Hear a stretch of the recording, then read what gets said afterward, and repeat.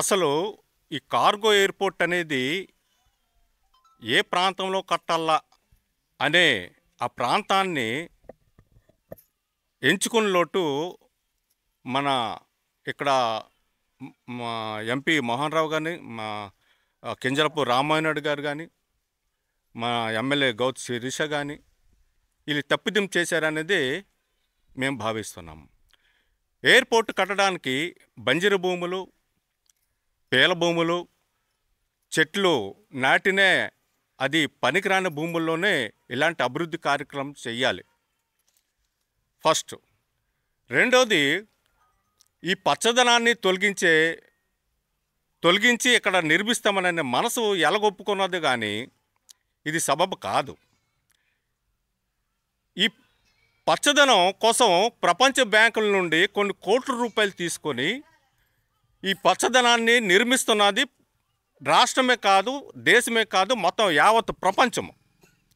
పచ్చదనం లేకపోతే ఈ భూమి మీద జీవరాశులకి బ్రతికే ఆయుష్ తగ్గుతుందనేది అది తెలుసుకున్న వైద్యులు చెప్తున్నమాట. అలాంటిది ఈ పచ్చదనాన్ని తొలగించే ఎయిర్పోర్ట్ ఎందుకు చేస్తున్నారనేది తెలియదు. రెండో విషయం ఏంటంటే, ఇక్కడ పచ్చదనమే కాకుండా ఈ పచ్చదనాన్ని నుండి వాళ్ళ నాటుకునే మొక్కలు కొబ్బరి కానీ, జీడి కానీ, మునగ కానీ, పనస కానీ ఆదాయంతో కూడుకున్నటువంటివి. మీరు కోట్ల రూపాయలు ఇచ్చిన ప్రభుత్వం కోట్ల రూపాయలు ఇచ్చిన తిరిగి రాని సంపద ఇక్కడ నెలకొన్నది.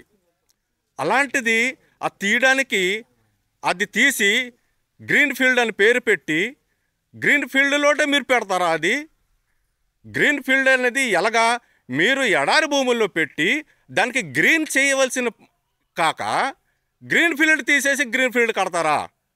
ఇది సముద్ర తీరంలోటు ఏ విధంగా కట్టున్నారు? ఏ విధంగా ఇది మాకు రక్షణ కలిగిస్తుంది? చుట్టుపక్కల గ్రామాలకి తుఫాన్లు వచ్చేటప్పుడు ఈ చెట్లే మాకు ఆధారం. మా ఊర్ల మీదకి రాకుండా ఉండడానికి చెట్లు మాకు ఆధారం.